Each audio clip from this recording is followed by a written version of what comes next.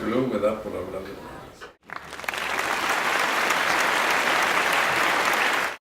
Actor, director, dramaturgo y médico. Rafael Pimentel es actualmente maestro del Colegio de Literatura Dramática y Teatro de la Facultad de Filosofía y Letras de la UNAM. Hablar de su trayectoria debe incluir a grandes personalidades de la escena teatral mexicana, tales como Héctor Mendoza, Luis de Tavira, Julio Castillo, Héctor Azar, Ludwig Margules y otras personalidades de la escena mexicana. Participó en el Centro de Experimentación Teatral del Instituto Nacional de Bellas Artes. Es notable su trabajo en el teatro para niños, donde escribió y dirigió las puestas en escena de Viaje a Pueblo Feliz, Dar es a todo dar y Los Actoreses, que fue considerada la mejor obra infantil en el año de 1978. Un hombre lleno de sabiduría, con espíritu crítico que lleva a la reflexión de sus alumnos sobre el quehacer teatral, siempre pertinente con su sarcasmo ácido que hace preguntarnos: ¿por qué hacer teatro con tanta pasión a pesar de las adversidades? Quizá, al conocer un poco de su historia, demos respuesta a esta pregunta que muchas veces invade a los creadores.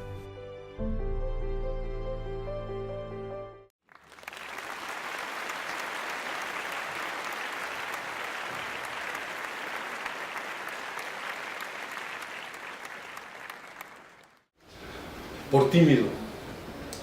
Cuando yo estaba en la prepa, bueno, me pude ir un poco más atrás. Yo soy hijo de un padre maestro, que a su vez antiguamente había sido campesino, luego militar y luego maestro rural.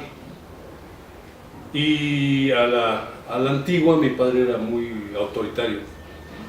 Entonces cuando uno es hijo de padres autoritarios, es muy tímido. Y en la prepa me di cuenta que cuando las muchachas me acosaban, me decían: ay, ese güerito, qué ojitos, ¿sabes? Me ponía rojo, verde, amarillo, trágame tierra estas desgraciadas viejas. Entonces era muy tímido. Y cuando pasé a primero de medicina, en la facultad los sábados había una actividad de psicología y salud mental donde los psicólogos nos llevaban a actividades teatrales. Vi una obra maravillosa en ese entonces que se llamaba La muerte que soñó un cadáver. Ahí es por primera vez que yo vi un poco como conscientemente el teatro. Antes en teatro escolar yo había ido 2 veces a Bellas Artes a ver El pájaro azul, me acuerdo. Nos llevaban en unos camionzotes, llenaban Bellas Artes, ponían una representación. Me acuerdo muy poco de esa apuesta, pero sí tengo muy claro La muerte que soñó un cadáver. Mi hermano menor, andaba haciendo teatro y me había invitado a 2 o 3 representaciones donde él trabajaba en unos monólogos. Y por si fuera poco, una de las segundas o terceras actividades, la tercera actividad que llevaron a Psicología y Salud Mental, el maestro Cárdenas Trigos llevó a Alejandro Jodorowsky, que acaba de llegar a México, a hacer pantomima. Entonces yo dije: ¿cómo se le hace con eso? Yo quiero hacer eso. Pero no hice nada al respecto, sino hasta tercero de medicina, los principales textos de medicina en aquella época, estoy hablando, yo soy de la generación 60-65 de la Facultad de Medicina, por lo tanto en tercer año yo estaba 60, 61, como en el 62, 63, todavía los principales textos de medicina venían en francés. Y dije: pues voy a estudiar francés. Y me metí al IFAL, NASAS 43, Instituto Francés de América Latina. Y pues, entraba yo a tomar clases y de pronto veo un letrero que dice: ¿quieres hacer teatro? Inscríbete al grupo Teatro de Hoy. Pues que voy, que me inscribo, ¿qué hablo con el director? Y me dijo: sí, ¿cómo no? Te puedes entrar, claro, que sabe que así hablaba el perro Estrada, por eso le decían el perro, porque no hablaba, ladraba, ¿no? José Estrada, el papá de Luis Estrada, el cineasta. Entonces, pues entré a hacer teatro con él. Pusimos el primer espectáculo en el que trabajé, se llamaba Puntos de Vista sobre la Madre, un espectáculo que él armó con lo que dice los grandes literatos o dramaturgos, los que hablaron mal de la madre. Ese era el festival. Después trabajé con él en una cosa que se llamó, no una cosa, sino una obra dramática maravillosa de Friedrich Dürrenmatt que se llamaba Rómulo Magno. Estábamos ensayando en el IFAL cuando yo lo veía llegar con mallas y con leotardo, ¿no? El gordito, el perro Estrada. Decía yo, oye, ¿qué tomas danza? Me dice, sí, vengo de estudiar en el CUT. ¿Qué es eso? El Centro Universitario de Teatro, fundado por el maestro Héctor Azar, el Sullivan. El CUT en ese entonces no era una escuela como ahora, sino que era un centro de extensión académica que dependía de difusión cultural. Pues entonces quise entrar al CUT, las inscripciones eran trimestrales, eran unos cursos monográficos sobre un tema, y había que entrar haciendo una entrevista con el maestro Héctor Azar. En la primera entrevista me corrió. Me dijo, ¿qué? ¿Por qué quieres hacer teatro? No, mire maestro, yo estoy estudiando medicina y me interesa mucho el teatro. No, el país necesita médicos, no necesita actores. Sácate. Me corrió. Yo seguí haciendo teatro con Pepe Estrada. Hicimos Rómulo Magno en la Casa del Lago, en las escalinatas. Una experiencia maravillosa. Rómulo Magno era un cuate que se llamaba José Luis Lomán. Ahí trabajaban quienes después fueron actores, más o menos importantes en México. Al otro trimestre volví con el maestro Héctor Azar, me volvió a correr, y la tercera vez que fui y le dije, mire maestro, estoy trabajando en la Casa del Lago con Pepe Estrada, que es alumno aquí. Él me dice que pues ya tengo un año haciendo teatro. Me dijo, está bien. Y me dio 3 materias. Realmente el curso completo estaba comprendido como de 7 materias monográficas así. Tomé expresión corporal con Colombia Moya, pantomima con Humberto Huerta y psicología médica con el psicólogo que lo estaba psicoanalizando, Víctor Manuel Aiza, me acuerdo. Fueron los primeros cursos que yo tomé. Después tomaba cursos trimestrales durante casi 2 años. Y allí fueron mis maestros, individuos a los que yo ni conocía, porque yo andaba en la medicina.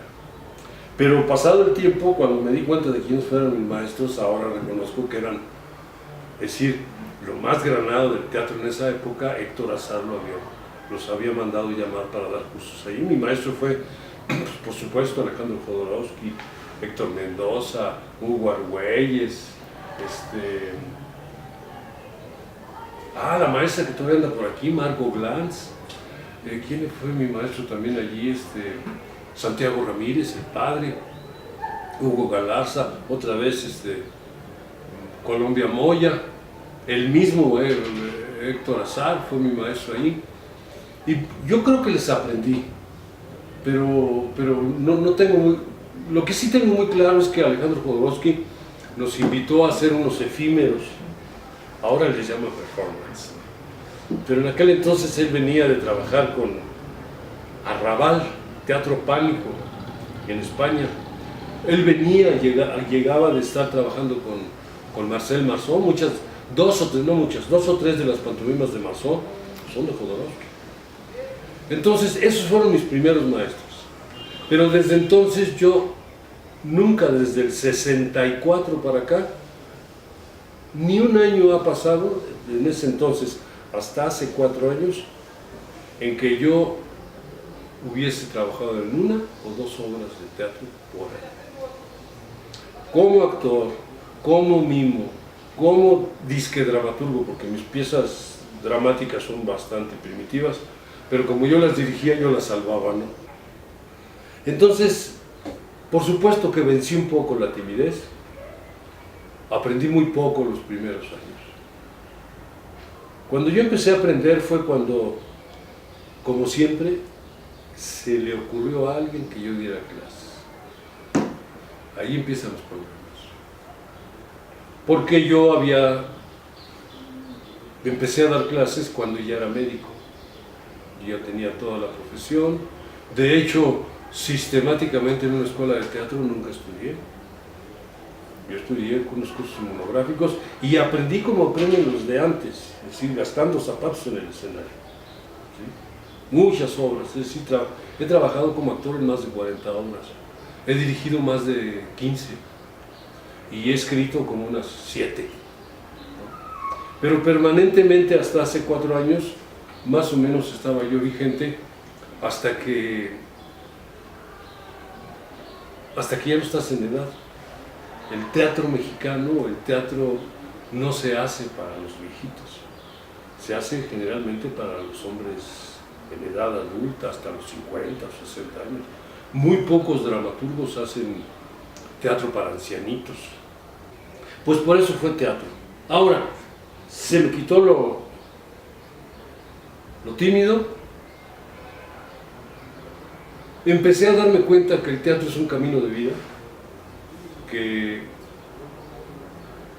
es la única profesión donde puedes explorarte, conocerte, apropiarte de tus capacidades expresivas y, si es posible, expandirlas, adiestrarlas, capacitarlas para poder utilizarlas en escena.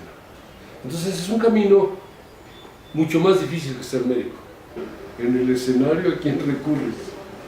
Es el estado de mayor soledad existencial cuando se te va el texto, cuando te pierdes en la obra, cuando te equivocas de escena, cuando dices un pie por otro. Allí hay que estar, en el aquí y ahora.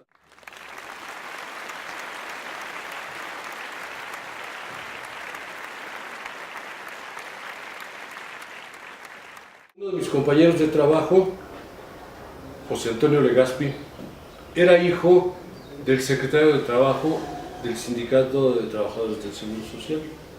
En aquel entonces, quien repartía las plazas eran los sindicatos. Él daba clases de primeros auxilios en el Seguro Social y yo andaba buscando trabajo y me dijo: oye, compadre, yo me voy a salir, ya no quiero dar clases ahí, me voy a ir a la subdirección médica, porque esa chamba estaba en la subdirección de prestaciones sociales.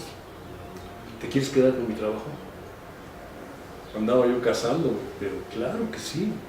Y entonces él me pasa la plaza a través de su papá. Entro a trabajar al Seguro Social como maestro de primeros auxilios. A los 2 años de estar dando clases de primeros auxilios, me doy cuenta que en mi centro había 2 maestros de teatro. ¿Y qué, a poco aquí también hay maestros de teatro? Yo entonces ya estaba haciendo teatro desde 3 años antes.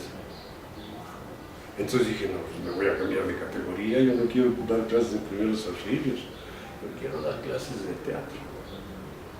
Cuando fui a la jefatura de prestaciones sociales, la entonces directora, Aurora Rayales se llamaba, por cierto, amiga de mi padre, me volteó a ver como loco. ¿Usted quiere cambiarse de médico a maestro de teatro? ¿Va a ganar menos?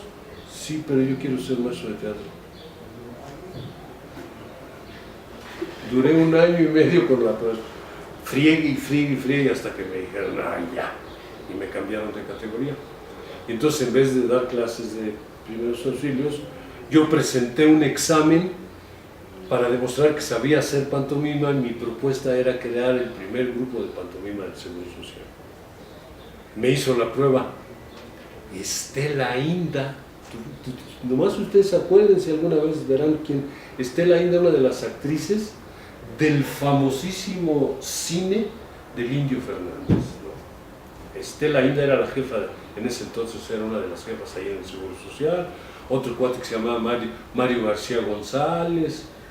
Como vacas sagradas del cine mexicano, eran los que comandaban el teatro en el Seguro Social. Ellos me hicieron mi examen de pantomima, pues no sabían ni más de pantomima, pero hasta, y pasé. Entonces empecé a dar clases de teatro en el Seguro Social, y como a los 5 años de estar allí, el presidente Echeverría nos mandó a los jardines públicos. Dijo: los maestros del Seguro Social van a dar funciones en todos los jardines públicos de las delegaciones del Distrito Federal. Las delegaciones ponen el templete y el Instituto Mexicano pone a los actores y las obras que van a salir de los centros de seguridad social. Para ese entonces yo empezaba a pensar un poco como teatrero, apenas, ¿no? Entonces dije, ¿cuál es el público? Y fui a ver lo que se llama ahora fui a hacer una investigación de campo. Y me di cuenta que en los jardines el 60% de quien andaba allí los domingos a las 12 del día eran niños. Entonces dije, yo no puedo poner teatro para adultos. En ese entonces yo ya había visto algunas puestas en escena en los jardines de obras que Héctor Azar ha hecho todo en este país. Héctor Azar estaba haciendo ya en los jardines públicos el Teatro Trashumante de Limba. Y yo había ido a ver sus obras. Allí andaba el papá de los Bichir como director. Allí andaban muchos de los viejos actores universitarios dirigiendo Teatro Trashumante. Entonces dije, no, pues hay que hacer teatro para niños. Me puse a leer algunas de las obras de teatro para niños y no me parecieron adecuadas. Había unas de Carballido, había unos pasos de López de Rueda, obritas que como muy... Pero yo ya había estado trabajando antes haciendo teatro escolar con Juan Ibáñez, que una vez necesitó un grupo de mimos. Juan Ibáñez era fue el primer director de la compañía universitaria. El primer director de la compañía universitaria de teatro fue Juan Ibáñez. No sé por qué la compañía universitaria dejó de existir y ya no existe. Y como dijo don Teofilito, con estos nuevos funcionarios ni va a existir.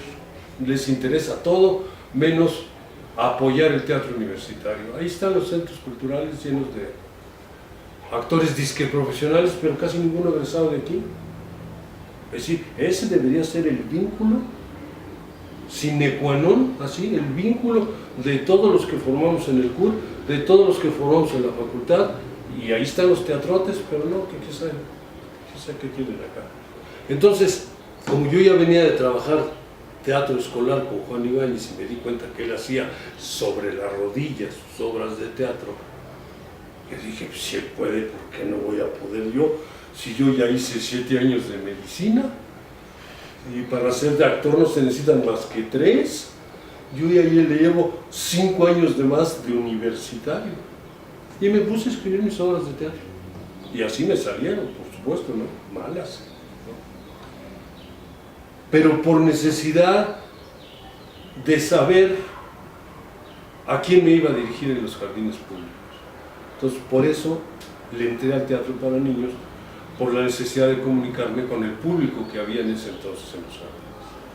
Mis primeras obras eran de este tamaño, porque cuando te dan chance de hablar quieres decir todo, como ahorita. Pero poco a poco me di cuenta que poco, y las empecé a reducir, a quitarles bailes, a quitarles textos, a quitarles complicaciones. Entonces, a lo largo de 16 funciones, y luego otras 16, porque te decían, ya hiciste un recorrido, y como tuviste éxito, te vas a aventar otro recorrido, otros domingos, todos los domingos de mi vida, ahí iba yo con mis hijas y con mi mujer, los domingos me las pasaba yo dando funciones en los jardines públicos. Y sobre esa marcha, recortando, arreglando, de pronto los actores hacían unas morcillas o decían unas cosas que pegaban como chiste, y entonces yo las agregaba a la dramaturgia, ¿no? Nacieron en el escritorio, pero se fueron puliendo en los ensayos y luego en las funciones. Como decía Sequizano, los 3 eslabones son el actor preparado, la puesta en escena y la temporada. Después, como yo seguía dando clases de pantomima y de teatro, pues de pronto se me ocurrió hacer obras después ya más difíciles. La primera obra de teatro que pongo en escena gana el premio de la crítica. Me cuesta ser vetado un poco por Bellas Artes, porque como gano el premio de la crítica como lo mejor del año, se me ocurre decir que el teatro para niños está de relleno, porque si yo con unos diletantes gano el premio, ¿qué clase de teatro para niños se está haciendo en este país? ¿Qué es lo que están haciendo? Se me ocurre abrir la boca y entonces en Bellas Artes Es decir, no soportamos la crítica en este país de ningún tipo. Ni modo.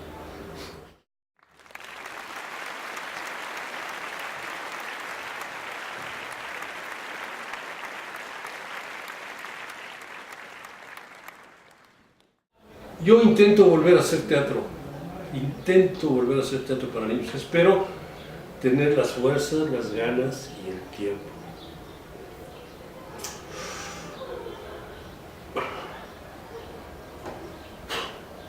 Para mi nieto. Mis hijas, mis hijos, vieron mucho teatro para niños.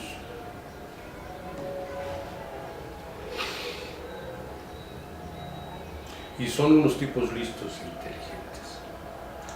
Hace como 6 años, la que era jefa del Departamento de Teatro de Bellas Artes, me dijo, ahí tengo yo la ponencia, me dijo, les he pedido a 7 u 8 intelectuales que me expliquen para qué sirve el teatro para niños. Entonces dije, pues te voy a escribir una ponencia. Y me puse a hacer una ponencia que me llevó como 3 meses de mi vida. Y se llama la ponencia ¿por qué el teatro para niños podría servir para facilitar el desarrollo de la inteligencia de los niños? Y le pongo el podría porque el teatro mal hecho jode categóricamente. El teatro bien hecho es un instrumento de crecimiento invaluable y es una pena, es una tragedia nacional que las autoridades de este país no tengan conciencia de eso. Antes había teatro escolar, antes era como una especie de obligación de que los niños fueran en la primaria por lo menos unas 4 o 5 veces al teatro. El Estado, los asquerosos gobiernos que hemos tenido desde hace 30 o 20 años han abandonado en manos de los mercenarios del teatro el teatro para niños. Y ahora las compañías patito hacen un mal teatro, consiguen un espacio, se ponen en contubernio con los maestros deshonestos y mandan a los jóvenes a obras infumables de teatro. Cosa que debería estar haciendo eficientemente el Departamento de Teatro Infantil de Bellas Artes. La Universidad Nacional Autónoma de México, yo fui a hablar con, ¿cómo se llama la nueva directora? Yo fui a hablar con ella a la segunda semana que tomó posesión. Fui a hablar con ella y le dije, el teatro infantil en la universidad, 8 años estuvo Singer.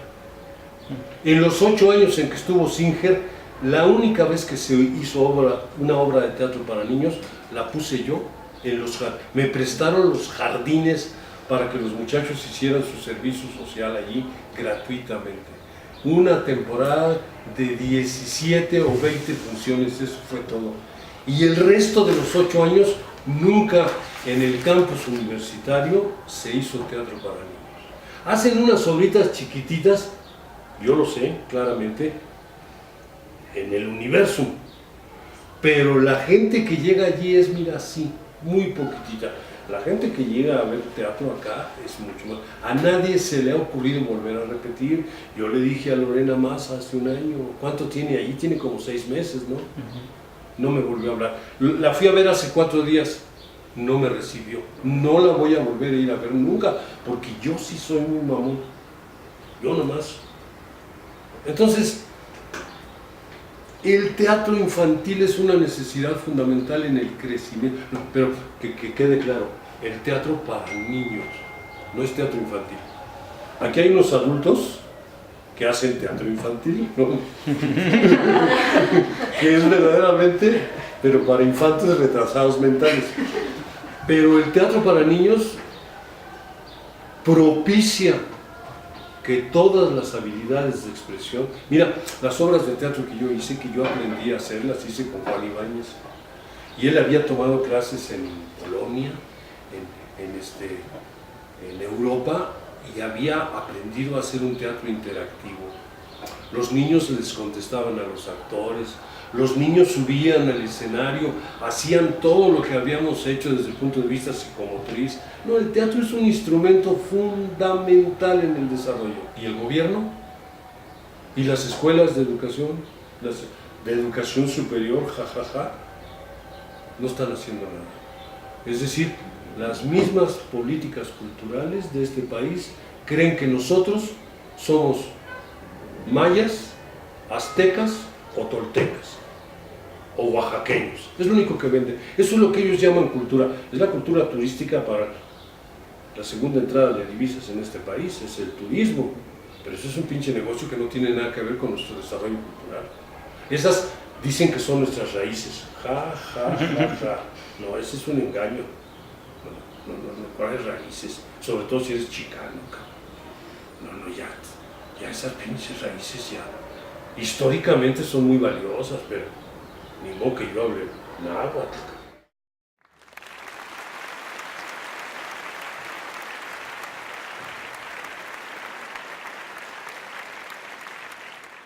Mira, el niño de entrada lo que más aprecia es la actitud, la intención y el movimiento, más que el concepto.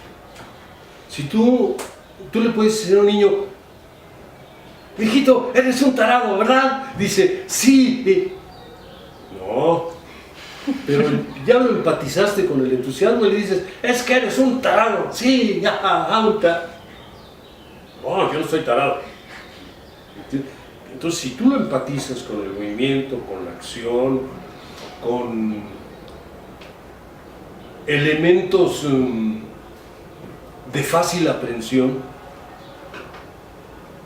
si durante todo el tiempo lo estás sorprendiendo y lo estás invitando a participar, el niño no deja de estarte viendo.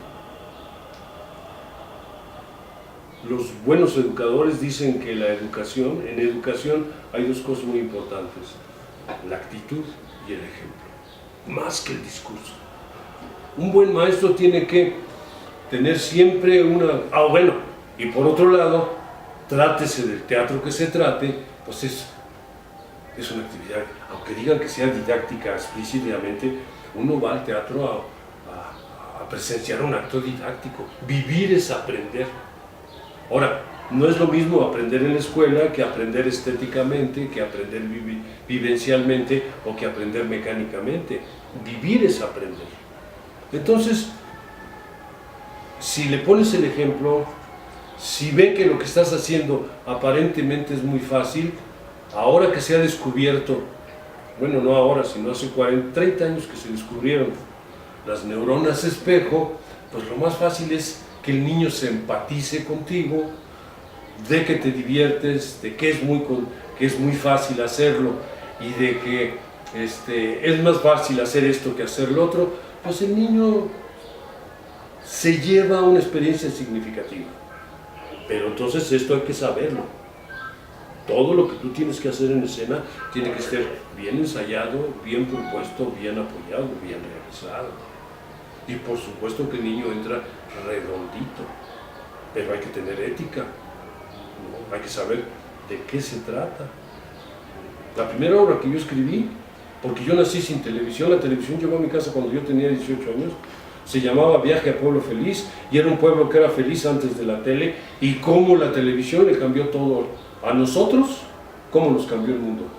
A mí, cuando yo empecé a ver lo que la televisión hacía, ahora, ustedes no tienen puntos de referencia, porque ustedes nacieron con el enemigo en casa, ¿no? Yo nunca tuve el enemigo en casa, hasta que de pronto llegó la tele y yo me di cuenta que las relaciones cambiaron diametralmente. La segunda obra que hice fue contra las mentiras, porque yo hacía un análisis, una investigación de campo, que era de lo que yo podía hablar y que a todo mundo le interesara. Si hay un país de mentirosos es este, ¿no? Todo mundo mentimos por las buenas, por las malas, por conveniencia. El niño se da cuenta cuando uno dice una cosa y hace otra. La segunda obra que escribí fue contra las mentiras. La tercera fue dar es a todo dar. Nos hemos vuelto envidiosos. Cuando yo vivía en provincia, yo me crié mis primeros 14 años en provincia. Pásale, ¿cómo estás? Qué gusto, ¿qué te tomas? Siéntate. ¿A dónde vas? ¿Te quedas en la casa? ¿Mañana te vas?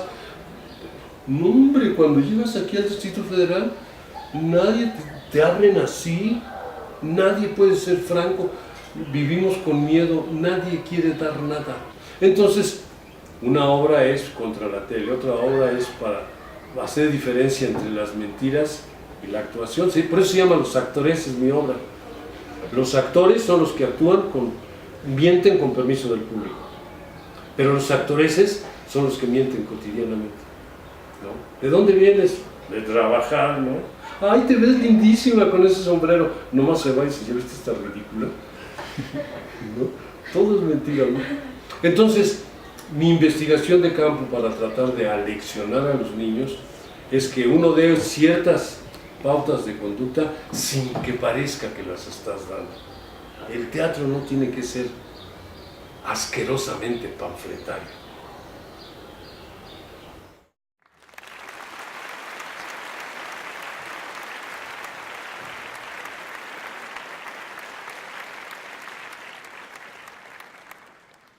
Y mira, tengo una que siempre se las cuento.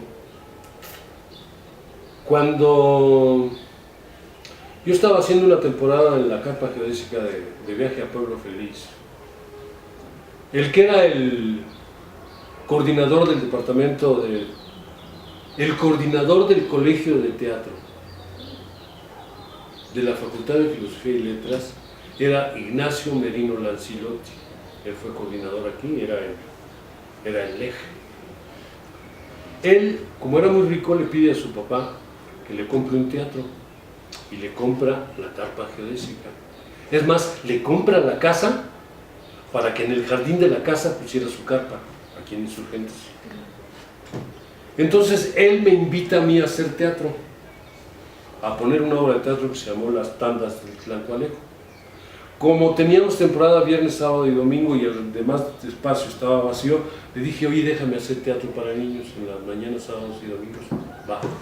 Yo ya tenía como 10 años de trabajar en el Seguro Social, pero aquellas obras no tenían gran cobertura. Y esas mismas obras las puse yo acá. Y entonces ahí fue donde los críticos empezaron a decir, oh, este es muy bueno. Yo ya tenía 15 años haciendo teatro, no era nuevo. Allí llega la esposa de Figueroa.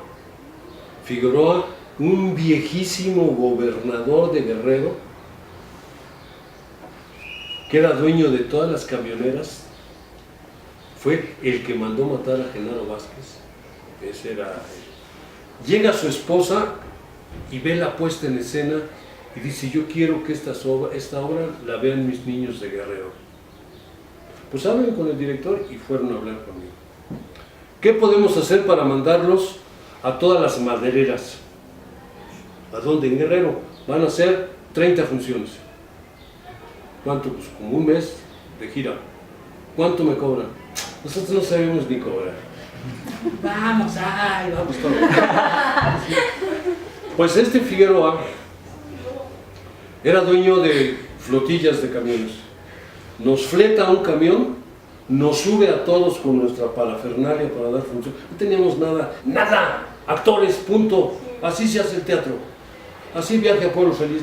La televisión, los trajes de Batman, de Superman y de Robin, porque esos eran los villanos de mi obra. Batman, Superman y Robin les regalan la tele a los niños y les parten la madre. Los niños dejan de ser interesados, dejan de estudiar, dejan de ser amables con los vecinos y se dedican a la caja idiota. Esa es la historia de Viaje a Pueblo Feliz. Nos fletaron y nos llevaron un mes, todo Guerrero, a las madereras, es decir, en los lugares más recónditos de la sierra de Guerrero, había lugares donde no sabían lo que íbamos a hacer. Los niños se quedaron. Hubo un lugar, nunca se me va a olvidar esto, en Pinotepa Nacional, que es Guerrero ya pegadito a Oaxaca, donde la gente no sabía, cuando les hablamos de la televisión, no entendieron ese pedazo de la obra porque la gente no sabía que había televisión. En Pinotepa Nacional en esa época no había televisión. Esa no es la anécdota. La anécdota es que cuando nos estábamos preparando, no me acuerdo en dónde, en una de las tantas madereras, un niño corriendo le dice al otro: ¿a dónde vas? Dice: vente, vente que va a haber cinito en vivo. ¡Wow! Eso es lo que eran para los niños de la sierra lo que nosotros hacíamos. Hacíamos cinito en vivo. Seguimos igual. Hay lugares de la sierra, pueblos enteros mexicanos, donde la gente no conoce el teatro. A 30 años de justicia social del PRI, del PAN, del PRD, de toda esta bola de mercenarios de los impuestos. Es decir, que a un joven le digan esto y no lo sepa, pero que un viejo que hemos visto cambiar este país de manera tan espantosa, porque hemos cambiado para mal, hemos crecido para depauperar tantas cosas.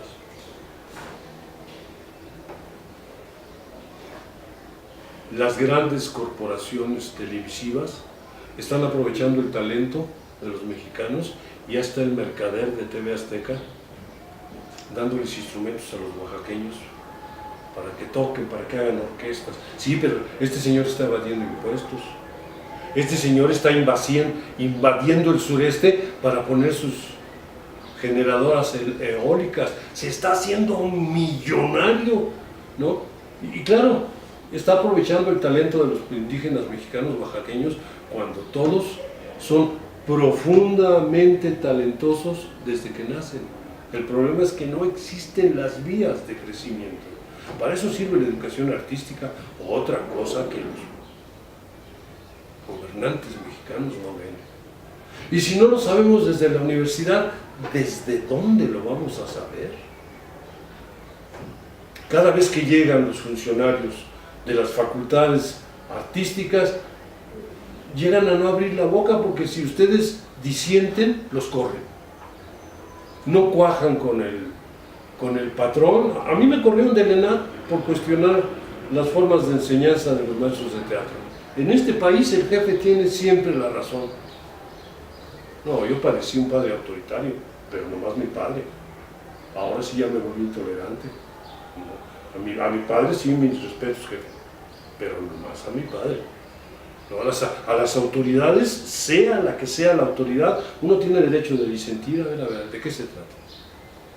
Entonces, anécdota, lo que se llama anécdota, pues es ver a los niños entusiasmados con lo que uno hace, correr para ver el cinito en vivo, ¿no? O ver a los niños saliendo, que empieza, la otra obra que yo escribí se llama Mejor Jugamos. El Mejor Jugamos trata de rescatar todas aquellas cosas a las que jugábamos en la primaria y que ya no jugamos. O en la calle jugábamos a los quemados, a las tamaladas, a los caballazos. Jugábamos mil cosas corporales y ahora no, porque si le pegas a alguien es bullying. Uy, ya pusieron de moda el bullying estos delicaditos. Ay, todo es bullying. Todos teníamos apodo.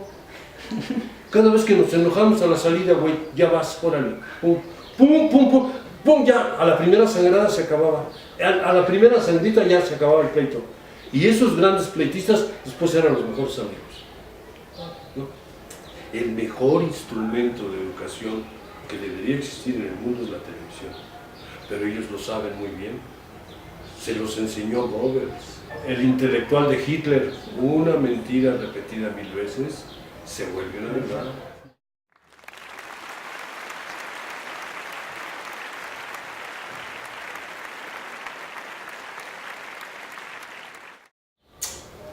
Mira, por dos cosas. Yo soy de los pocos privilegiados que quedan que me pude jubilar. En el momento que yo me jubilé, me harté de estar soportando jefes ineptos. Entonces, en el momento que yo me jubilo, cuando el maestro Ruelas estaba muy enfermo, la maestra Wagner ya me había invitado a dar clases. Pero yo tenía 3 empleos. Trabajaba como médico, trabajaba como maestro de teatro y luego en las tardes trabajaba en el grupo de Tavira en el primer set.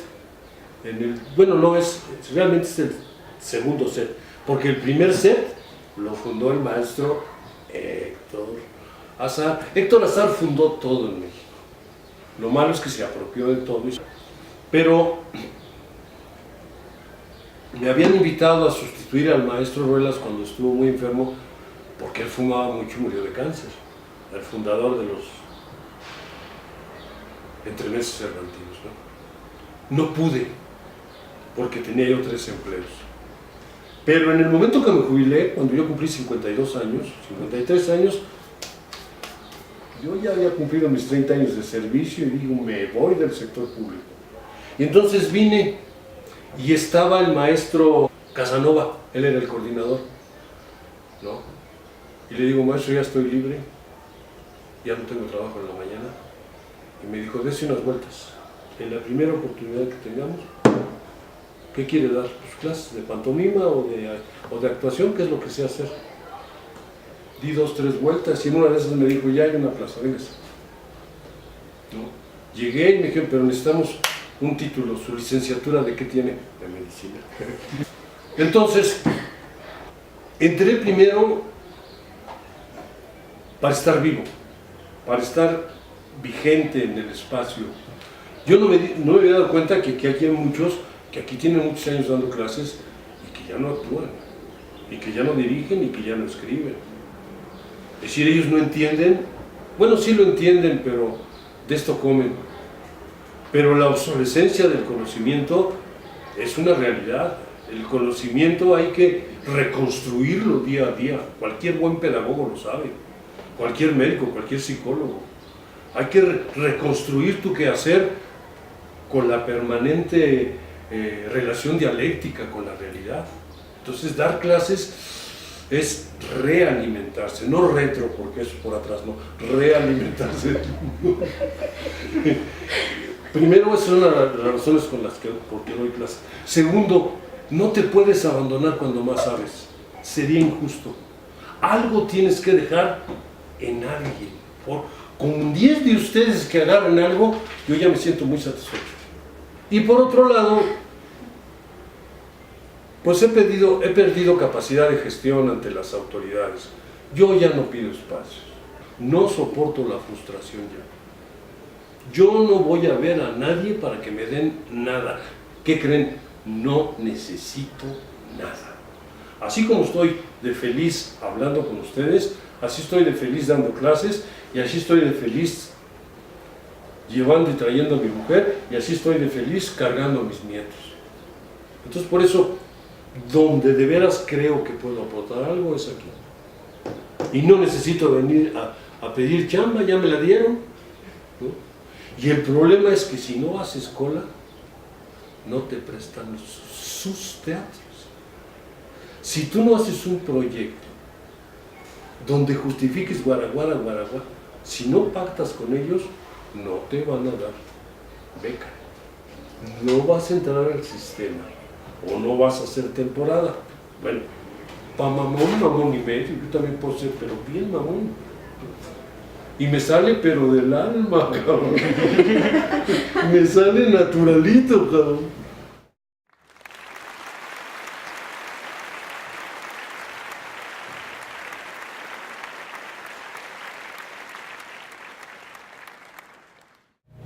Mira, esta pregunta también es muy canija. Cuando yo iba todavía al Teatro Blanquita, te lo voy a contestar corporalmente. De vez en cuando yo trabajé en el Blanquita, no me lo van a creer esto, con Juan Ibáñez, nosotros hicimos temporada de teatro para niños a las 12 del día en el Teatro Blanquita. Ahí tengo la cartelera. Entonces yo fui muchas veces, yo vi todavía en el Teatro Blanquita, vi cantando a Agustín Lara. Agustín Lara tenía un chistazo maravilloso, decía, no, Las canciones ya no se hacen, ahora se cometen. Como si fueran crímenes, ¿no? Bueno, pues, yendo una vez al Teatro Blanquita, sale con su camiseta rayadas Carmelita Salinas, que también es un gángster andando, ¿no? Es un gángster con ovarios. Entonces sale vestida de Guadalajara,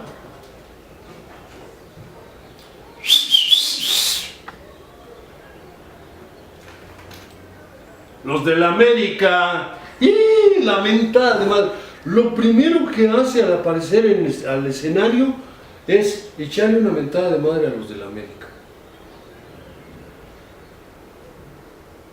Primero. Segundo, sale otro que se llama el Cheyello.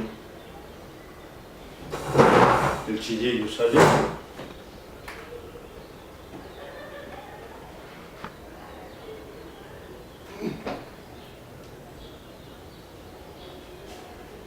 A los del Jalisco. Entonces, cuando yo vi por primera vez, es decir, te imaginas tercera llamada, se abre el escenario, le ponen el seguidor y los dos primeros que salen a hacerle peladeces al público. Y todo el mundo feliz porque les mientan la madre. Tú dices, no hay momento más inerme del público que en el momento que te abren el telón. Lo que aparezca ahí, se lo tragan, se lo comen, lo reciben. Entonces, tú no puedes aparecer al escenario a agredir al público, a lastimarlo, o a tratar de empatizarte con actos soeces. Por supuesto que es una responsabilidad.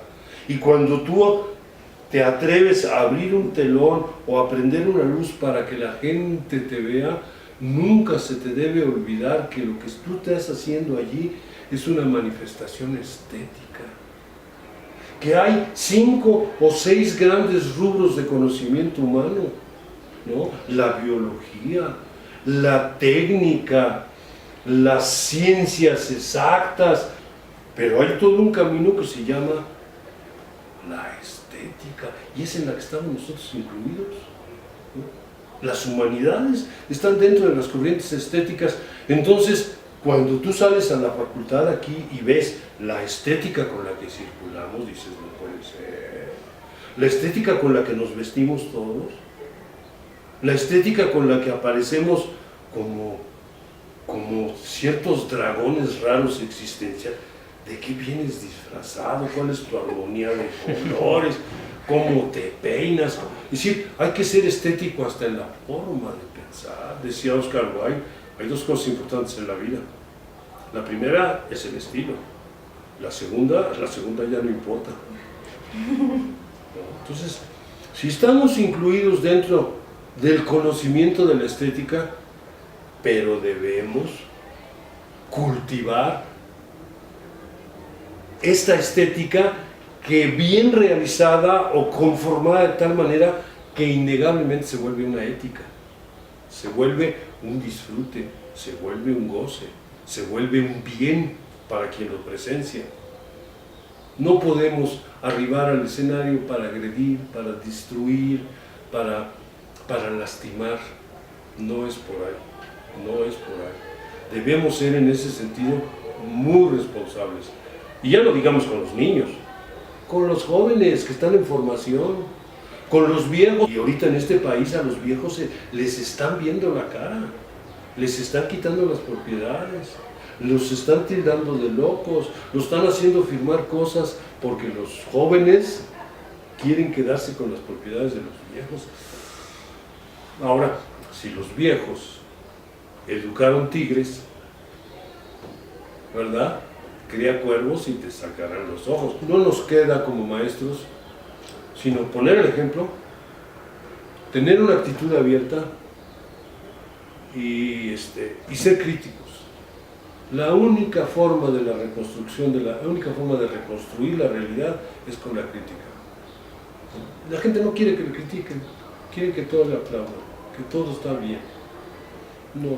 Pues sí, yo también quiero que me reciban todos los jefes de departamento así con flores. Ya llegó Pimentel, traigan flores, ¿no? Traigan sus palmas, porque llega su burrito, el Redentor. No se trata de eso. Así. Es decir,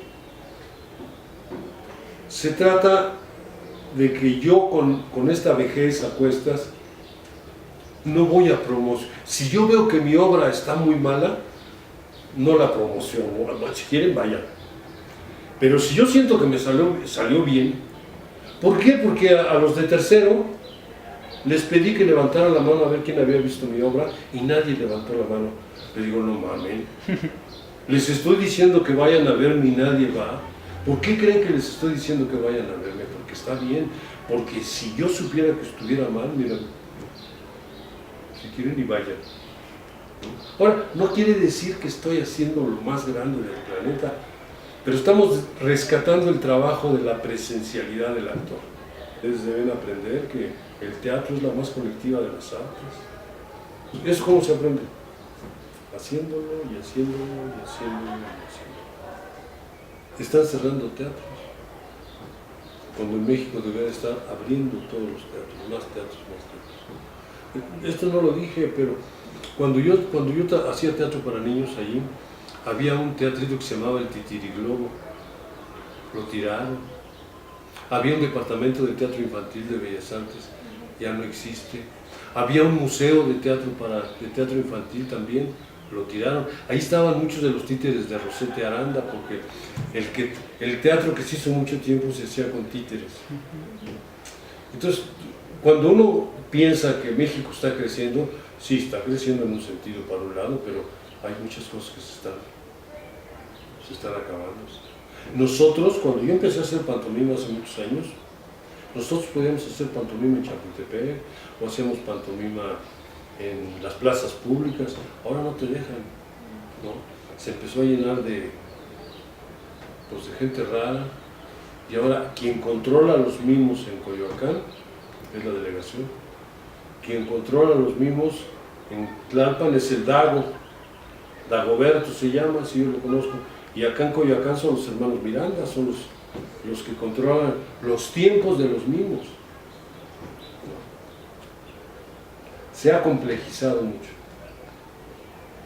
Ahora, la tarea para ustedes, porque tarde que temprano uno de ustedes va a estar de este lado, y todos los alumnos de ustedes van a estar de aquel lado, y ustedes deben preguntarse, ¿qué es nuestra gestión que hemos hecho para mejorar esto? Estando de aquel lado, ¿qué es lo que yo hago para propiciar que las cosas mejoren? Ese es el problema. La capacidad de gestión en la administración pública.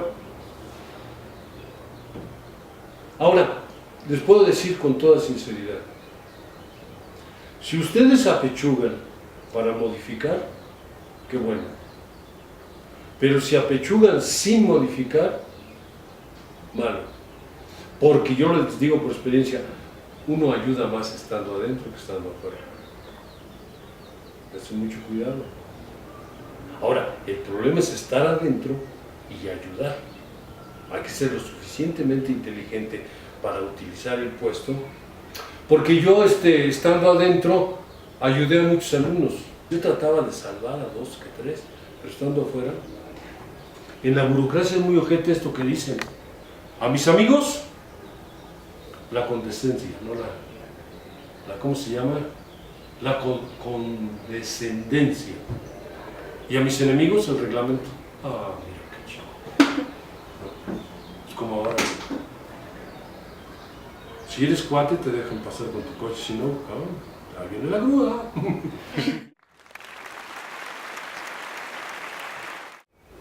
Sería todo. Espero que sirva para algo. Salud.